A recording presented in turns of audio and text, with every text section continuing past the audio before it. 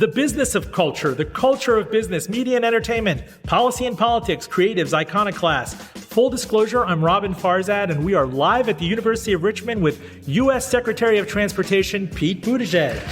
It is obviously head-spinning to find yourself on a stage competing for the presidency with somebody you were writing an essay about when you were in high school, which, let's face it, wasn't that long ago. It is an example of what life can throw at you and also what's possible in this country and in this life. Indeed, he has been Scholar Pete, Polyglot Pete, Naval Officer Pete, McKinsey Consultant Pete, two-time Mayor Pete, Iowa caucus-winning presidential candidate Pete, Daddy Pete. As far as resumes go, Pete Buttigieg is like a Pizza Hut, Taco Bell, KFC. With a sake bar that could take your order in Maltese. You know, seriously, he could. And he's only 41. So ahead, we talk planes, trains, automobiles, where the secretary's been, where he wants to go. Please do stay with us. Joining me on stage at the Maudlin Center at the University of Richmond, our first show here is U.S. Transportation Secretary Pete Buttigieg. Please give him another round.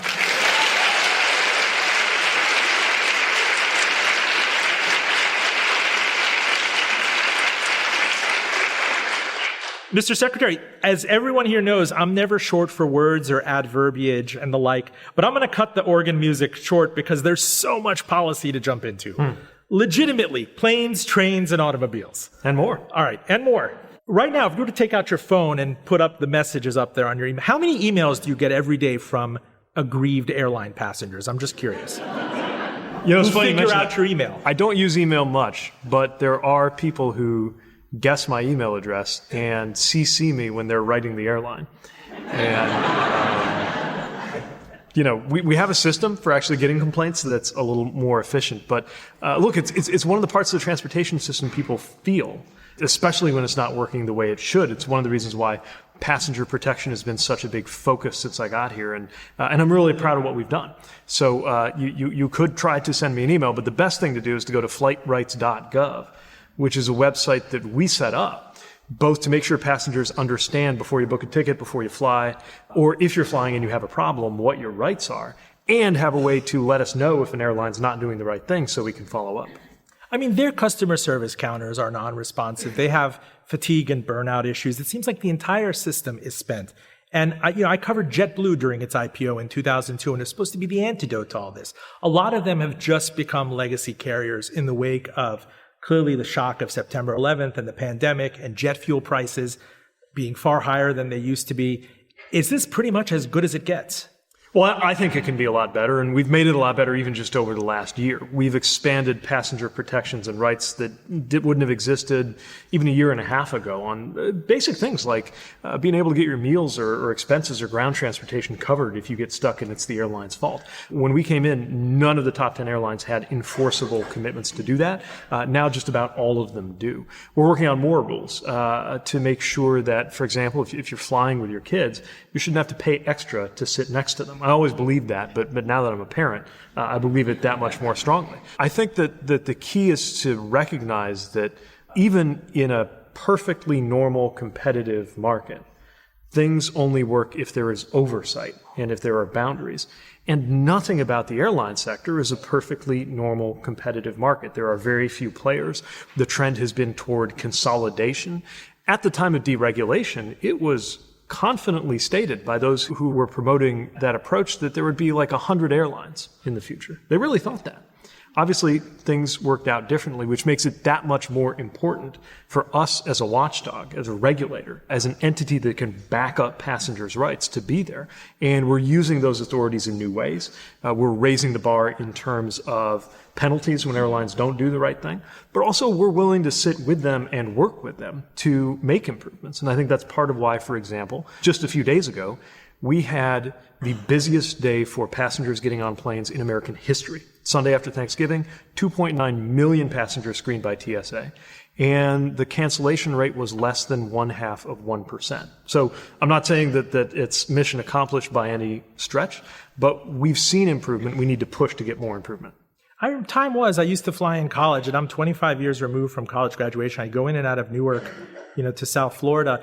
there were many more airlines. What's now United Airlines was United and Continental. American Airlines was American, US Air, America West. I think, Delta and Northwest. And they did have a plausible argument after 9/11 and that crisis and the jet fuel cost spike that we need to merge to survive. But some of it, oftentimes, even with your dashboard or what you call it on the DOT where you see the passenger rights, everything is nickel and dimed. Every last perk. Forget about peanuts or a drink. I'm talking about an exit row seat. Forget about that. I'm talking about row 17D. If you want an aisle seat, you have to wait and risk it. Forget about, being there with kids. Unless you chained them on the DOT website, there was going to be this race to the bottom. Well, I think a couple of things are happening in terms of the patterns you're talking about. One of which makes sense up to a point, another of which is not acceptable. What makes sense up to a point is a decision to unbundle some of these services or bells and whistles, right? So if some passengers would like to have a cheaper ticket, and the way you get that cheaper ticket is you don't bring a carry-on or you don't get to pick your seat, then they get the chance to do that instead of having everybody have the same product, one size fits all. Up to a point, that's for the companies to decide whether their customers will tolerate it. But there's another level that's just baseline, just the basic level of service that I don't care whether you bought a first-class ticket or whether you got the cheapest basic economy thing 6 months in advance. You should be able to expect certain things. You should be able to expect that if the airline strands you, that they're going to take care of you. You should be able to expect that you will not sit on the tarmac for a dangerously long period of time. And if you do, there are incredibly stiff fines for that, which is why it happens much less than it did before the Obama administration when they put in those rules. As I've said before, I think there are things that are currently not required, like child seating not being paid for. Another example is being compensated if you get a long delay. Not just compensated like they'll get your meal, but like compensated for the waste of your time. But they play the asterisk and the fine print in that. If it's a weather or act of God issue, we were done this way. My son will come and tell you about Spirit Airlines Fort Lauderdale and what happened well into 2 and 3 in the morning. And I understand you get what you buy for and you show up, but at that point at 3 in the morning, you weren't exactly going to refer to a website and go try to get in line at a counter with a bunch of groggy kids. You just realize this is it. This is what the industry has become. And it's happened to JetBlue. It's happened to Southwest. It's happened to the legacy carriers. It happens whether you have a first class ticket or you're in carriage class. But that's exactly what we need to be shaping with the tools that we have, including regulation. I know some people say that any and all regulation is just an unbearable constraint on the free market economy. But regulations, first of all, safety regulations, are the reason why flying is the safest way to travel. This, by the way, in of itself is an incredible fact. You just step back and think about it, that a form of transportation involves getting into a metal tube with like 100 other people and being sent through the sky tens of thousands of feet above the surface of the ground at nearly the speed of sound, propelled by highly flammable liquid fuel, which is in fact set on fire in jet engines, right, is the safest way to travel. That is because of the incredibly high standard that was set and is maintained on safety. I also think that good regulation helps make sure on the passenger protection side, the consumer side, the economic side, that people have that baseline of a better experience. For example, if your flight gets canceled, I don't care if it's weather or any other reason, you are entitled to get your money back. Now we're working on how to make sure that you don't have to fight to get your money back. That's the next step. But in the meantime, if you do and you're having trouble, call us, because we have set records in terms of the toughness of the penalties that we are assessing on airlines who are not doing the right thing. And we're ready to continue to do that, to get better results for passengers. Is there part of you, especially in the past life, kind of the consultant and presidential candidate party, that wants to march down Pennsylvania Avenue and tell the White House to break up the airlines? Back in the day, that was a possibility. They broke up Ma Bell, and that led to competition. Or this, the deregulation that started with, I think, in the late 70s and early 80s with fares. It's kind of run amok at this point, and maybe more competition is needed. For anybody keeping score at home, I don't know the chances for JetBlue and Spirit, getting that merger approved, but this is an industry that really, really keeps wanting to merge. Left on its own. Is that even a possibility? I'm surprised no candidate has ever broached it. Well, funny you should mention that. We are acting with the department's own authority, which has been there for decades, but hasn't really been used in the past, to get involved in the JetBlue and Spirit case. because of concerns about what that merger would do to competition. And there are authorities that the DOT has had the whole time, but really has slept on over the years, that have to do with making sure that people are protected, including in these contexts where we have more and more mergers. Because otherwise, you do have to ask, where does this end? Does it wind up like Coke and Pepsi? Do we wind up with one? I'm an RC Cola guy, for whatever it's worth. Well, you want to have some choices, right? And I think that's important, and that's part of what's at stake in JetBlue's spirit, which is why I felt that we needed to do something different from precedent, pick up those legal authorities and use them. Is that normally the province of the FTC or the FAA? Generally, DOJ has done it, the Department of Justice, and they're involved here too. And we're working with them side by side. But in the past, it was left completely to the Department of Justice, and it turns out the authorities that our department has are overlapping. They're not identical. And that means, in my view, that we ought to step up. If you have tools to make a difference with, you ought to pick them up, use them to make a difference. That's what we're doing in this particular case, with a broader view to concern about consolidation in airlines. By the way, it's not just airlines. You look at freight railroads. We're down to 7 and really 4 of the largest Class 1 freight railroads where there used to be dozens. And that can be to the disadvantage of customers, of workers, and of communities. And the Surface Transportation Board is now taking, I think it's safe to say, a more rigorous approach to the economics of the railroads than we've had in the past. And we're watching closely to, again, knowing that however concentrated an industry gets, the more concentrated it is, the more important it is to have a regulator looking over their shoulder to make sure that they do the right thing. You read my mind, trains. About 3-4 miles north of here is the Staples Mill train station, which is, I hear it's still the busiest train station in the South and easily the busiest train station in Virginia. I mean, that's trivia nobody would get on Jeopardy. But up until about a month ago, had I taken you to Staples Mill, Richmond, again, just north of the University of Richmond, you'd be transported to 1971 East Germany. And I saw, I saw a news headline that they finally got an Amtrak spokesman to say, yeah, we finally redid the floor and it's wider and everything. And you realize this is innovation not even at the margins. People here would so eagerly jump on a higher speed rail. There's so many problems with this, though. CSX, which has a Richmond tradition, has right of way. As you just hinted at, that these freight companies that have merged and have excess profits, I think Berkshire Hathaway is involved in it, they have thrown their weight around much more. I think CSX's CEO, as recently as 2011, says there's really no future for robust passenger travel in the United States. So how am I supposed to get my head around that? I mean, if the airports are tough like this, if I want to take a train, I'm in D.C. quite a bit. I know you went between New York and Boston a lot. You couldn't really truly count on the Acela and others. There was something always missing. And you've been to Japan. You've been to other countries. I hear people who toured the Pudong bullet train. Yeah. You know, why can't that dog hunt here? Well, I think it can if we invest the right way. And one thing that I said as soon as President Biden asked me to take this job was that I was finally in an environment where I was at best only going to be the second biggest passenger rail believer around, because President Biden, because he used Amtrak almost on a daily basis to get home to Delaware, understood the importance of passenger rail.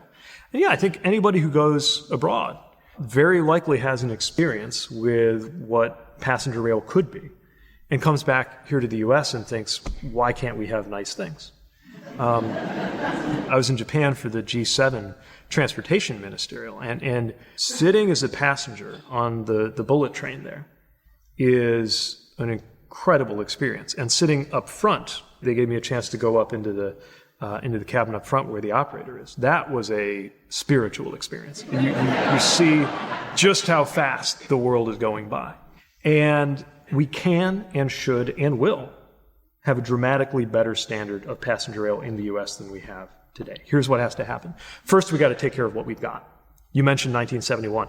It's actually been 50 years since we've made the level of investments in passenger rail that we are now making as we speak as part of President Biden's infrastructure package. Now, a lot of that, just fixing what we've got. The Baltimore and Potomac tunnels, soon to be known as the Frederick Douglass Tunnel, more than 150 years old.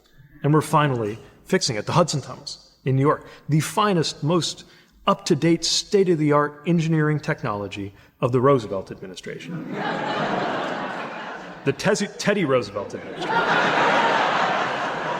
And Superstorm Sandy was 11 years ago? Yes, damaged even further by Superstorm Sandy because the saltwater got in. We're finally replacing those tunnels. But it took that level of investment. Now, that's just to take care of what we got. Then we got to add on to what we have. Areas where there used to be passenger service, but it hasn't existed in years. Areas where there's never been passenger service, but it ought to be. We also need to make better use of, again, authorities that have been there the whole time. So you mentioned CSX, one of the freight railroads. A lot of people, especially if you've had the experience of being on a long-distance Amtrak trip and being delayed an hour or 2 or 5 or 10, might think of this as a problem with Amtrak. What's the matter with Amtrak? They can't run their trains on time. More often than not, it has to do with a freight train being in the way because the rails that they run are owned by these Class 1 freight railroads. Now, when the entire system was set up and modernized in the way that we now know it, part of the deal that was made, including around the creation of Amtrak, was that those freight railroads were required by law to give way to passenger travel. It takes priority by law, but it has not always taken priority in practice. So it's another example of how even with the existing rails, the existing money, the existing trains, enforcement can make a huge difference. Was it set up cynically what would eventually become Amtrak? Let's go back 50 years ago. And I'm not asking you to cast aspersions on the dead or anybody, but as I understand it, it was not built to last. It was built to kind of, chug along maybe for a couple of years, get broken up, maybe private equity and other individual lines would get involved. And meanwhile, it's been stopgap now for 50 years. And you see things like Roosevelt era, rust and things happening. What is that one bridge that they talk about outside in the Meadowlands that you actually have to hit sometimes with a... Yeah, the Portal North. But see, we're replacing it. So yeah, this is a swing bridge. This is a swing bridge. But it was a cynical exercise, the founding of this. It was never created to... I can't look into the soul of whoever worked on this in the 60s and 70s, but I can look at our national transportation system and say, okay, how do we do more and do better? And this is exactly what President Biden has challenged us to do. We're making the investments it's going to take to get good, what most people just consider regular speed rail, but get it to be at a higher standard. I'm not even talking about Chinese or Japanese standards. The Italians, the Moroccans, Turkish citizens enjoy a level of a standard of reliability on rail service that Americans ought to have too. But also, we can begin with the funding that's in this infrastructure package. We can begin to see actual high-speed rail in the U.S. as well. Not everywhere. I'd be lying if I said that this 5-year funding was enough to give us a national network, but we can start. And we are weeks away from being able to announce some of the first investments we're making with those dollars in the infrastructure package to begin to get that done. What about something like an outlier like Brightline in my home state of Florida? I never gave it a chance. What are the idiosyncrasies that make something like that work there, that in a matter of less than a decade, you can have new train stations being built on overwhelmingly freight track, I would imagine, potentially connecting Miami and Fort Lauderdale to Orlando? How do you get the private sector animal spirits flowing in something that has really been public-private for the longest time? Yeah. So Brightline is a remarkable example. I just took a ride on their train a few weeks ago. It's in Florida. It's a private company. There have been public investments involved, but it's really the heavy lifting financially was private. And the quality of service there is something that you could, if you were from Europe, you would recognize it as kind of good rail service. And they're seeking to do more and expand. And we've worked with them in a number of ways. Now, they had some fairly unique qualities in terms of how they got the right of way that they have in Florida. But it can't be the only place in the country where you can have those creative solutions. And look, the only thing I like better than a great proposal for a federal grant to deliver great transportation services is a transportation service that isn't asking for federal money that can do a good job.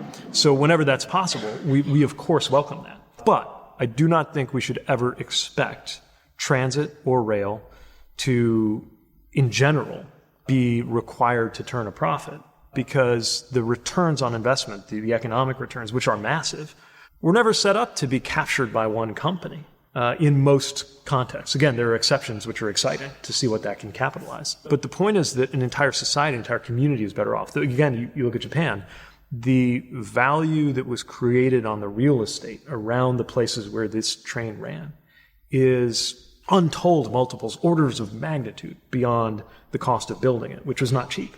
But that's where the returns are felt, in our communities, in our families, in our economy, and the jobs.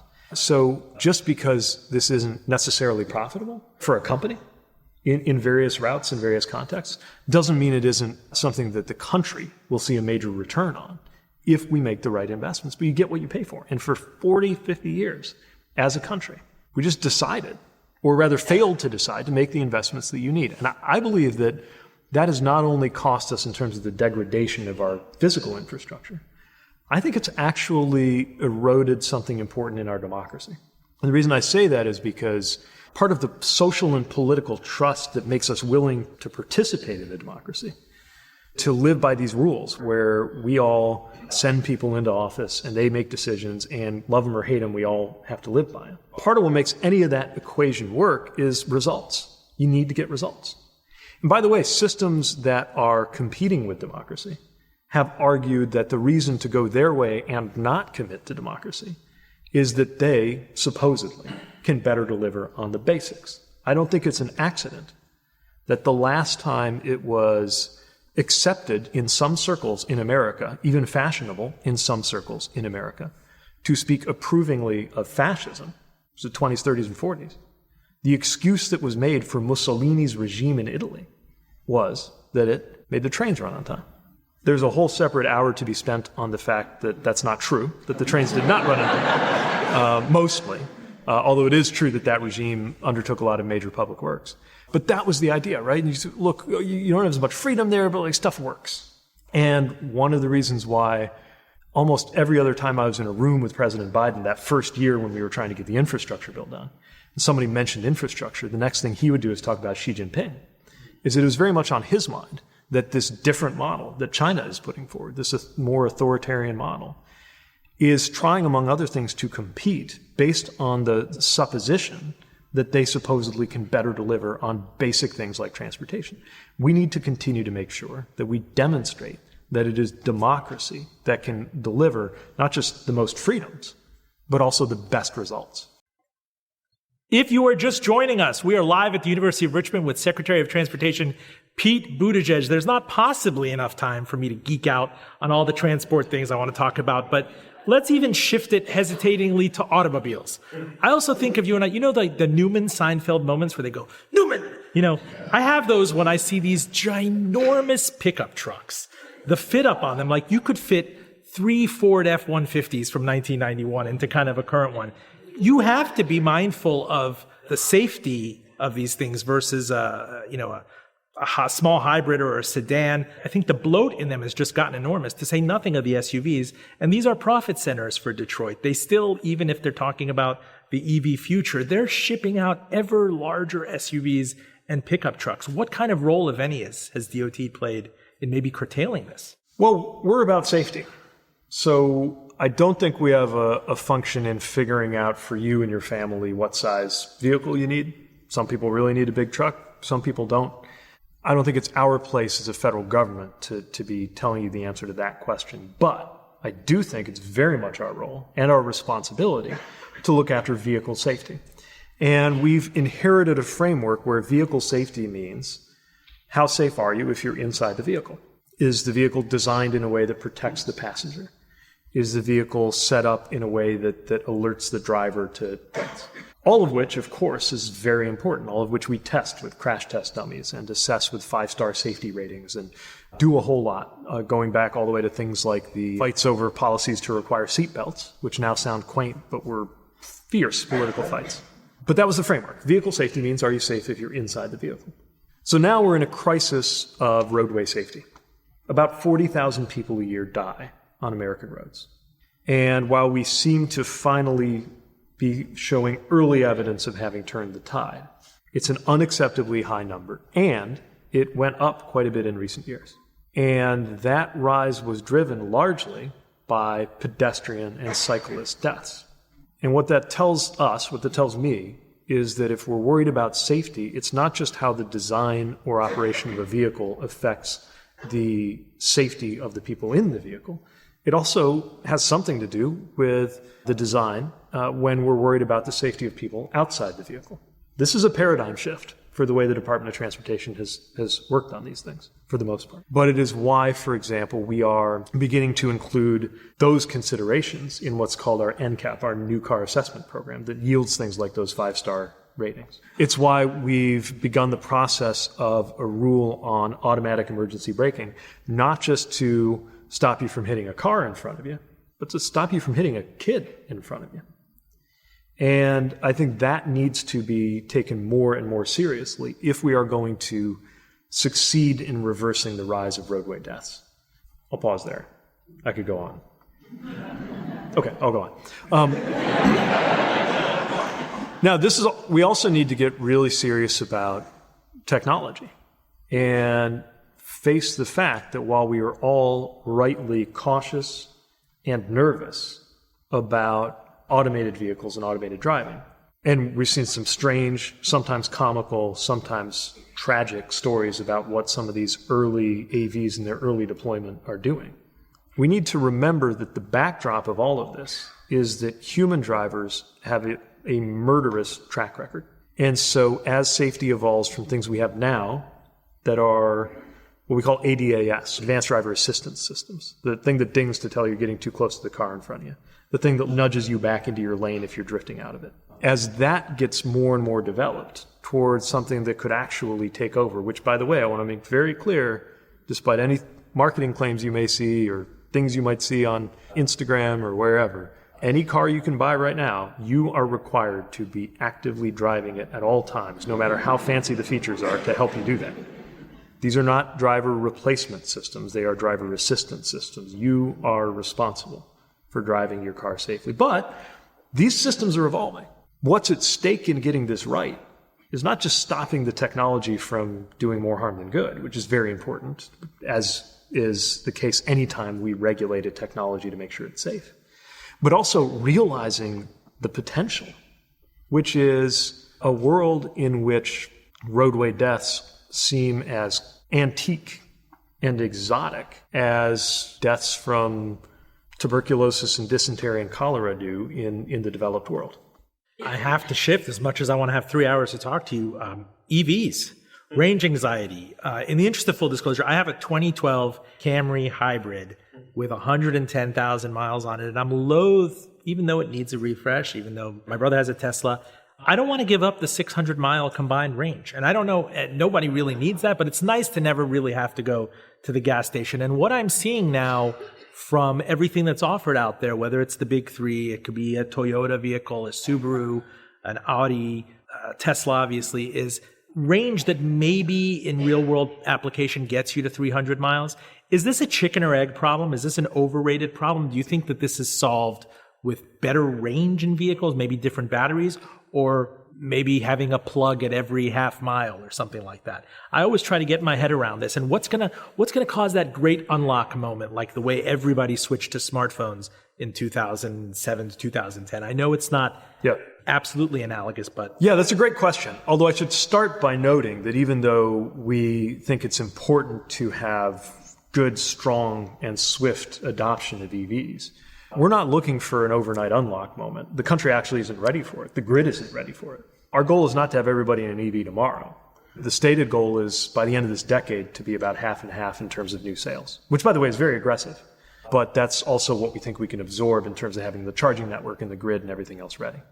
But the great news is the more people choose to do that and are able to afford to do it, the more they will not only be driving a greener vehicle, but will be capturing the gas and diesel savings that come from fueling your car with electricity rather than gas or diesel. Okay, so first of all, let's remember how early we are in the life of EVs. If you try to relate it to the combustion engine, it's not 1905, but it's like maybe 1915, right, in terms of how advanced we are relative to where it's going to be. So range will increase as battery technology improves. But there is also probably a real gap, and I think your question gets at this, between the range that most of us need and the range that most of us think we need. And that gap causes people to spend more money than they might need to purchase more range than they need to, because the biggest driver of the cost is the physical battery that is bigger and heavier, the more range you need out of it. And I think part of that can only be resolved through experience and people getting used to it. So, most EVs now on the market, 200, maybe 300, maybe 400 mile range, or somewhere in that territory. And very, very few people routinely drive more than a fraction of that any given day. So what we got to make sure is that, first of all, people are comfortable, especially if you have a single-family home or a detached garage where there's nothing mystical about charging infrastructure. It's the plug in your wall.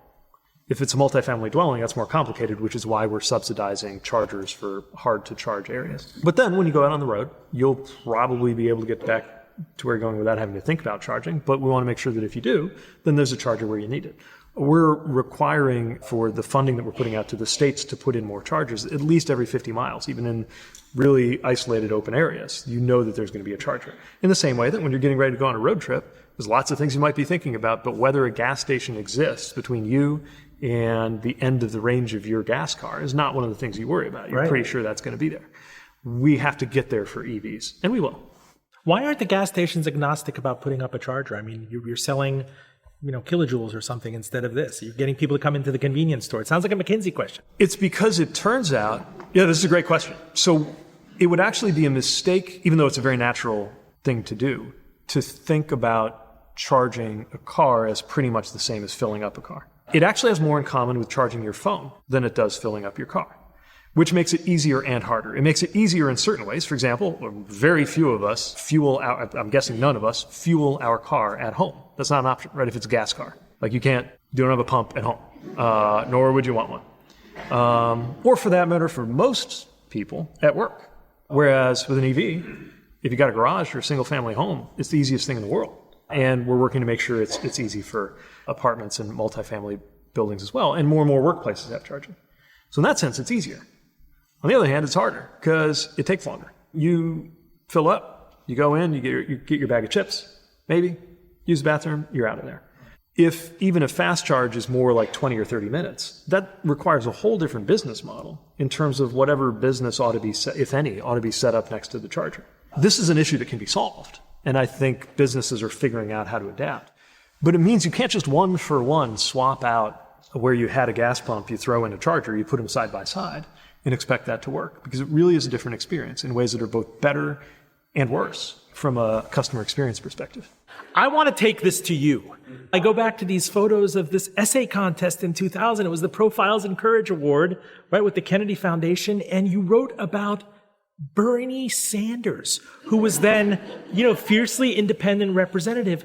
20 years after that, you're both on the brink of becoming president of the United States. I remember the 2020 primary. Life comes at you fast, and I'm wondering what that experience, what that symmetry was like. It's funny, one time at the end of a debate, Bernie came up to me and said, as only Bernie can do, you want to go back and read that essay you wrote in high school, Pete? I occasionally indulge in the daydream of imagining some younger self catapulted into this moment, looking around, trying to piece together what had happened.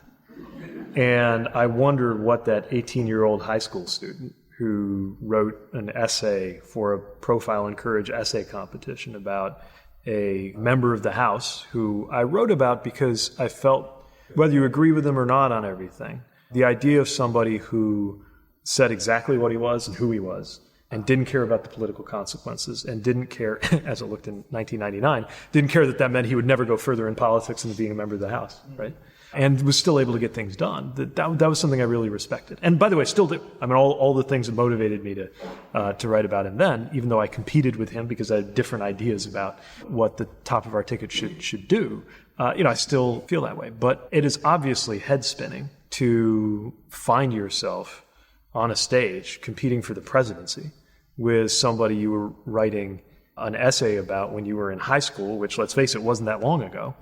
And it is an example of what life can throw at you and also what's possible in this country and in this life. Hold that concept, possibility, because it was the same thing on my mind when I saw you reciprocate with sign language to a supporter, a young supporter. And I see you go on Fox News confidently, with not many Democrats or young Democrats do. And I see you go on Charlemagne the God, right, confidently. Like, how many people do that? And I always had this question. There's like one question. If I'm sitting next to Mayor Pete at a wedding or a bar mitzvah, where did it start? What was the inception of your, and I know it's going to sound hokey to some people, but it's a through line of this show. When did you believe that you could, that just go for it? Go for it, like run for president, or Everything you've done over 20 years. I mean, I want you to unpack that for us. Not a lot of people throw themselves into Fox News. Here, Sean Hannity, I'll answer all the questions you have. You seem just as comfortable on the Late Show. You do all of these things. At some point, was there a person? Was there a mentor? Was there an inflection point that said, you're different, but you're going to go full speed ahead. You'll get the things you want. It's about execution. It's about, I don't know. You tell me. Well, yeah, there's definitely a lot of people. I mean, I'm moved that you acknowledged your Spanish teacher who had a big effect on your path. And I had a number of teachers who believed in me, maybe believed in me more than I believed in myself. I was lucky to have parents who were the same way, had high expectations and believed in me. I, for most of the way through high school, wanted to be an airline pilot, which, by the way, is still a great career. And we're looking for more people to enter that career. You student undergraduates thinking about interesting turns you might take. And then learned some things about my eyesight that ruled out military aviation training, and for a bunch of other reasons just wound up not on that path. I didn't, I think, grow up thinking I would run for office. We were a very politically conscious family. In South Bend? Yeah. The news was always on. My dad was always yelling at the TV about what Ronald Reagan was doing or something. But we were not a politically connected family. I don't even remember the first time I would have met an elected official until I was a student, actually. Or I guess when I won that essay contest and I got to go to the JFK library and there were senators there. It was really head-spinning. But I also had the experience that I think so many of us do in different ways, where you try something and you see what happens and you get somewhere and then you try a little more. And whether it's been learning a language or an instrument or learning a sport, that has really propelled me when it's gone well. And it turns out running for office is kind of like that, especially if you are politically aware. If you're like my dad was, and you're always kind of yelling at the TV, like, what are you doing? Or you see the person you agree with on TV, and you're like, I'm with you, but I would have said it differently. A lot of us have that experience, right? You sit at home, you watch something, you're like, man, if I was on that show, making the case for this or against this, here's how I would say it. And the amazing thing about my job or my path or my life is that I actually get to do that. I bet if you're left of center, I bet just about everybody here has imagined what you would say if you were on Fox News and they came at you with one of these crazy questions. Like, I actually get to do that. So in a way, it's very natural. It's just taking the same things that you mutter to yourself in the shower when you're getting ready for the day, or when you're driving and you hear something on the radio, and you just actually get to do it. South Bend, turn of the century, you're going to pack your bags and head east for Harvard. You had no aspiration of becoming mayor of South Bend. It wasn't even on the radar. I grew up, first of all, if you're not familiar with South Bend, if all you know about it is that the University of Notre Dame is there, you might assume it was a comfortable, prosperous, tidy, racially homogenous, well-off college town. It's not. We were a company town for Studebaker. For Studebaker? Studebaker, yeah. Which was as big as the big three are now in its day. Collapsed in 1963. I grew up not even knowing that it wasn't normal to drive by acres and acres of crumbling factories on your way to school. And the message, I don't know anybody said it in these words, but the message I absorbed growing up was, get out. If you want to make something of yourself, if you want to succeed, get out. Which is what I did. I went to Harvard, went to the East Coast, went to where the action was. And as soon as I got there, I began to realize the extent to which I was actually from somewhere. You realize that when even a place that you're in a lot of tension with. I imagine most students here have had this experience where there may have been a number of things that made you not totally fit in where you're from, which is part of why you may have chosen to go to school somewhere different from where you're from. And the moment you get there, you begin to notice certain things actually about where you're from that you carried with you that make you not totally fit in the new place that you've arrived in. And navigating that tension, among other things, gives you something to offer if and when you do choose to go back to where you're from. And one thing I really admire about a lot of people in my generation is people who chose to go back to places that were unglamorous and often struggling and make themselves useful there, make a difference there.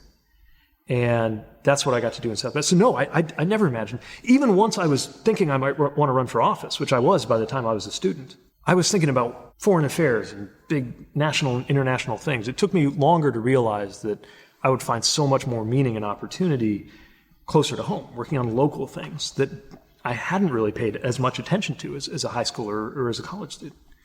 Cambridge was not the place to come out, though. I mean, in a certain way, it's probably maybe a better place to come out than Indiana. But having grown up in Indiana, I was so deep in the closet that I wasn't even ready to come out to myself when I was an undergraduate, or for that matter, a graduate student. I was a long way from that.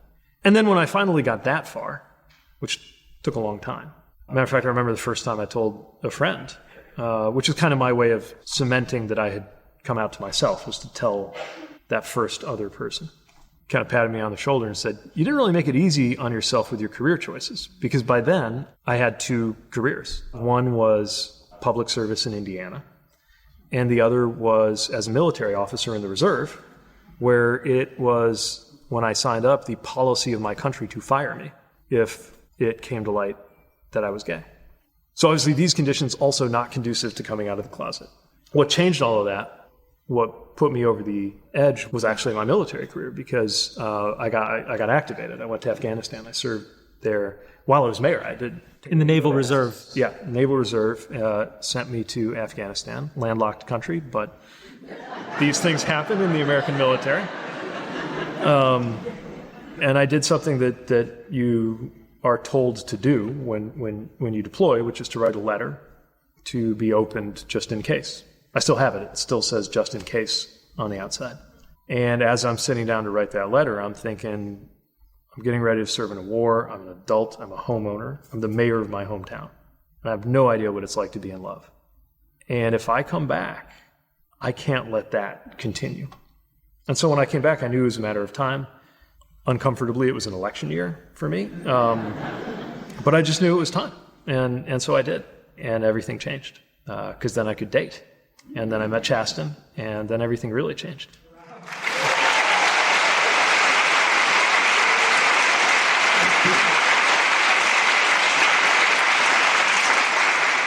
I read somewhere that you described yourself as kind of a glorified Uber driver in Afghanistan. Yeah, we call him. And I can't imagine. I'm thinking of Yossarian in Catch-22 with the sorties and fearing for your life and PTSD. Is there any way you can give us a window into that experience, and also how you bucked up and went there to begin with? Yeah. First of all, I don't want to make it out like I was not, a Navy SEAL. I did one deployment. There are people I was with who served 5, 6, 7 deployments. So I don't want to exaggerate my contributions. But yeah, it turned out that there is an intelligence analyst, but it turned out what they really needed, what my unit really needed more often than not, was a driver, because there were restrictions on who could drive. You had to be trained and qualified on a long gun, so a rifle and not just a pistol, in order to go outside the wire, and there needed to be 2 long guns per vehicle. Anyway, all of which is to say there are a lot of situations where I needed to be available to drive either my commander or other people in my unit or gear, either around Kabul, outside the wire, or between Kabul and Bagram, which was a dangerous road. One time I needed somebody to come with me, and he was one of these more grizzled types who'd been there many times, and volunteered to drive with me, and chose to point out along the way the different places where IEDs had killed people that he knew. And it's your job, so you do it. And you're glad that every time you come back, you're just glad for it. I think I went outside the wire roughly 100 times. Again, I do not want to make it sound like I was kicking down doors in Kandahar. I was driving a Toyota Land Cruiser, but not everybody who did that made it. And so coming back and trying to make sense, in fact, the day I left, somebody doing that didn't make it. So you come back home trying to make sense of why somebody makes it and somebody else doesn't. And of course, there's no good answer to that. And so the best way you make sense of it is to say, well, I did make it, so I better do everything I can to have the kind of life and live in the kind of country that's worthy of what it took to protect that country. At least that's how I make sense of it. And I'm fast forwarding in a way that in the blink of an eye later, you're winning the Iowa primary in 2020, just as a kind of a once-in-a-generation pandemic is about to take over the world. Yeah. And this is how I kind of look at this episodically. I know life, you might not look back at these things and say, oh. No, and again, to return you to that daydream, I try to imagine what it would be like if a 20-year-old me was like, by some sci-fi maneuver, catapulted into, onto a debate stage. where I'm surrounded by everybody from, then Vice President Biden to Bernie Sanders, and we're getting questions about this. I think it came up in a debate. I hope I'm not conflating this. But anyway, the issue of the coronavirus was beginning to be discussed, and just wondering what just happened. But that's how the world works, right? That's how events happen. And yeah, not that much time separates the year 2014 when I was driving that up-armored Land Cruiser up the highway from Kabul to Bagram to when I was at the Iowa caucuses. Now, of course, the problem with how I won the Iowa caucuses was nobody knew that I won the Iowa caucuses until about 2 or 3 weeks later. And the whole idea is the night that you win, you get to take the momentum with you into New Hampshire. And then, but didn't Bill Clinton, Artley, the comeback kid, isn't there just a way of spinning it? I tried. Didn't work.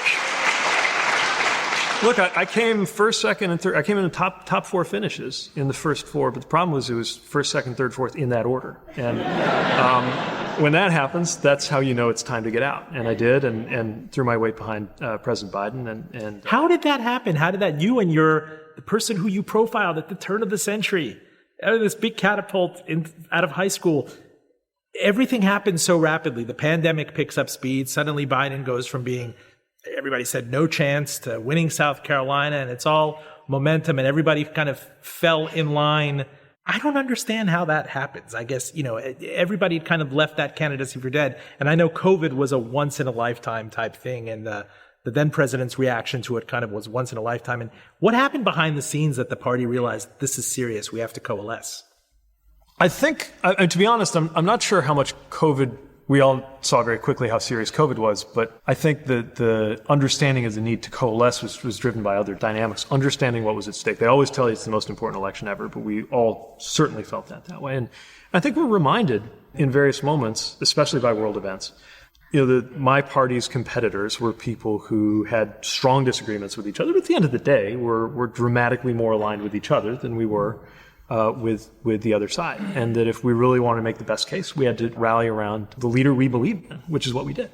And now, one thing that's really gratifying now is to see how many of the things that various among us candidates, and you might remember, there were 20 who just qualified for the debates. There was a lot of candidates with a lot of ideas.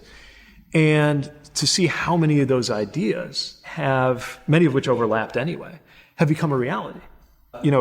Everything from ideas around volunteer service that I was proud of, that I see rhymed with some of what the president's leading with the Climate Corps, to things in the infrastructure plan that we put out in my campaign, some of which are aligned with things that actually happened that President Biden got done.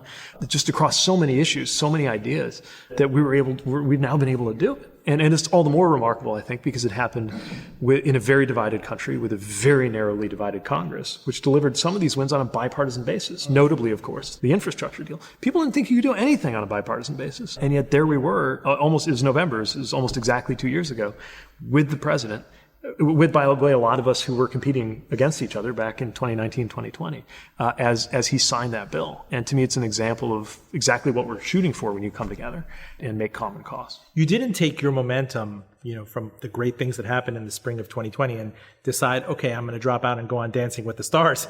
I can't dance. That's the problem with that. You knew that you had political capital, especially generationally. The Mayor Pete hashtag. This is something where we've discussed before. Uniquely, a handful of people in D.C., I would say, you, Alexandria Ocasio-Cortez, they could go straight to a generation, straight to people. And you won that overwhelmingly then. I mean, how many transportation secretaries can anybody name? Oftentimes there's a rock star state secretary or something. So to a certain extent, could you have picked really any direction on the cabinet? Because again, you've got foreign policy chops, you've got municipal chops. What was it about transportation that kind of sealed the deal for you? Well, one thing about transportation is it aligns with so many of the things that mayors spend a lot of time thinking about. Not just transportation per se. Redoing our streets was one of the things that I worked on. One of the things I was proudest of was our city was honored by the U.S. Department of Transportation. Actually, the room where I now do press briefings was a room where I got to be there as that award was given for some of our streetscape work. So parts of it were very familiar. Of course, parts of it weren't. We do commercial space travel. We oversee the U.S. Merchant Marine Academy. These are obviously not things that came up when I was mayor of South Bend, Indiana. But there's a connection. There's a rhyme. And one thing I find is that I'm often with mayors. who are trying to get stuff done in relatively nonpartisan work, who need a bit of a wind at their back. I wish when I was mayor there was a $1.2 trillion infrastructure bill going on. Very few things are more rewarding than being able to be with local leaders and mobilize those kinds of federal resources that I wish we had when I was doing that job to help them get it done. And it's true, not just mayors, but just communities. I was in a small rural community that has an airport, even though it's a tiny 2,500 people. But the airport really matters because they use it for flights to get people to a hospital when they need acute medical care. And their airport, their general aviation terminal, this is in Chamberlain, South Dakota, is a mobile home. I mean, it's been expanded and dressed up, but you can tell it was a double wide. And we got them the funding to get a permanent building there. And I saw these, I met with these county leaders, these really practical and plain-spoken guys, some of whom were coming to the verge of tears because they cared so much about this, and we were finally getting it done. Being able to do things like that is why I think the Secretary of Transportation is the best job in the federal government. Unbeknownst to most, you're now a resident of Michigan. Yes. And not everyone stays for life at the Department of Transportation. What might be the plans? I mean, school board, mayor of Lansing. I don't know if you can indulge us. I don't know if there's a gubernatorial or a U.S. Senate opening. The thing that's so beautiful and so frustrating about this interview for people to share is that in a parallel life, I could have made this entire interview about foreign policy. This is one of those things where a secretary's been abroad. He's well read on this. He speaks 7 languages, partially wholly. But we had to stick to this lane because he is transportation secretary. You're not even 42. I believe you turn 42 next month. You have all sorts of options. What can you tell us? What are you allowed to tell us? This is full disclosure. Right. Well, in full disclosure, the honest answer is I don't know. I know that I have this incredibly rewarding and incredibly demanding job. And I never take lightly that the President of the United States has trusted me and expects me to do a good job overseeing everything from the safety of our transportation systems to the future of our built infrastructure. And that is more than enough to take more than 100% of my capabilities for as long as I get to do it. And I don't know what's next. I know that every time I've wound up in really any job, certainly in public office, it's been something that would have been a surprise to me a year or two before I was doing it. Just one wild card. There's a new Speaker of the House, kind of barely, and maybe hanging on for dear life. And there were some interesting comments in the past. Like, do we have to?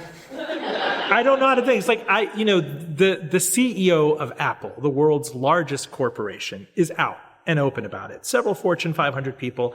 You go to university, this stuff ceases to be an issue at a certain point. But I want to know what's going on in your head, that if you're called to testify before the House, the speaker is kind of on the record as having a homophobic statement history.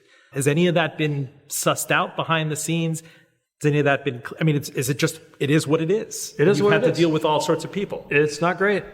I mean, Washington has already, I've found, been a place where there are lots of wonderful people, but they're also the kind of people who will ask you about your kids over breakfast and then go to the floor of the House and vote against your right to be married. And the thing that I think has taken a lot of Americans aback about the Speaker is that he holds these views and is not some random member of the House. He's the Speaker of the House. He's the leader of the House. And this is not the model Congress of a high school organization. This is the actual Congress that makes actual laws that all of us have to live by. And it is led by somebody who in 2023 still doesn't think that somebody like me ought to be able to be married. By the way, from what I can tell, also doesn't think straight people should be able to get divorced. Doesn't believe in access to birth control. I mean, people can have whatever personal or religious beliefs they have, but this was set up to be a country where nobody has to live based on some other guy's interpretation of his own religion. That's like a really big part of how this country got started.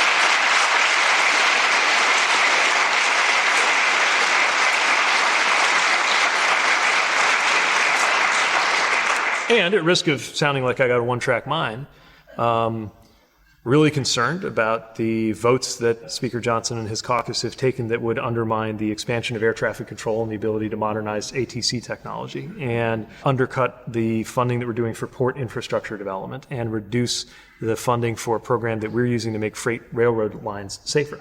So I wish that we could have a little more focus on building up and improving our transportation systems and a little less focus on other people's personal lives.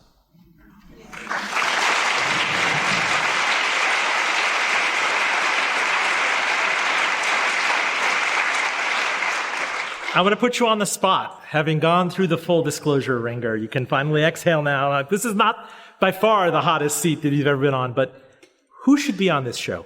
Who should be on this show bigly, live, like this? The first fan letter, probably the only fan letter I've ever written, was to the oceanographer Robert Ballard of the Woods Hole Oceanographic Institute, who discovered the Titanic. And he wrote back, which meant a lot to me because I was 5. And I had sent him drawings that I'm pretty sure are in crayon of, a ship that really wouldn't sink. I had a very great design in mind. And he wrote back. It was the most incredible thing. And he was always kind of a hero. And by some chance, I don't even know what it was, but I got to meet him this year. He was in Washington for an Explorers conference. That's a thing that happens? Explorers get together and talk about Explorer stuff. I guess, I don't know, it's the kind of thing that a 5-year-old thinks must happen. And a 41-year-old probably assumes doesn't happen. Yeah. And does in fact happen, which is marvelous. And he's... Sounds like a Wes Anderson movie. Yeah. And they get together, and I don't know, I didn't get to go to the conference, but I got to sit with this person who was a childhood hero, and he described some remarkable things about the Titanic mission that only have recently come to light because there was a classified element to that I think is only recently something he's able to talk about. And all the other things that are not the Titanic that he did that are incredibly interesting. So, it's your show, not mine, but if it was me, he'd be pretty high on my list. Secretary Pete Buttigieg, thank you.